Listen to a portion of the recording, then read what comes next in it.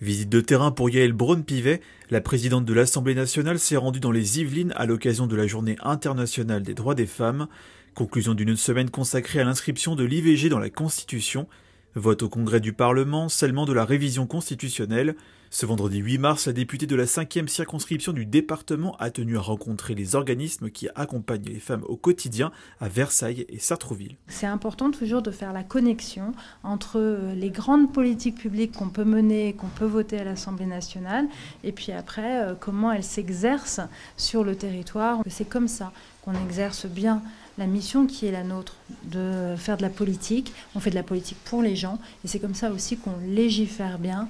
Donc, on rentre, on se dirige vers n'importe quel ordinateur. Rencontre avec les équipes de la Caisse d'allocation familiale à Versailles. Yaël Braun-Pivet a notamment découvert ce qui est proposé pour les mères célibataires. L'allocation de soutien familial est versée à une personne élevant seule son enfant, privée de l'aide de l'un de ses parents.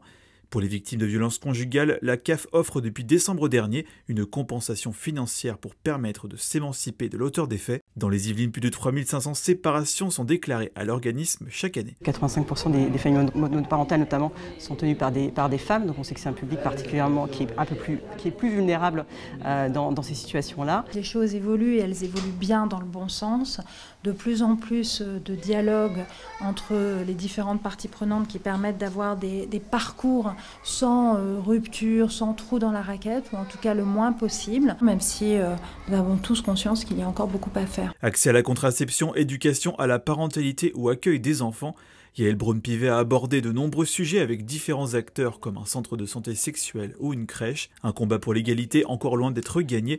D'après une étude de l'INSEE, les femmes ont touché près de 15% de salaire en moins que les hommes à travail égal en 2022.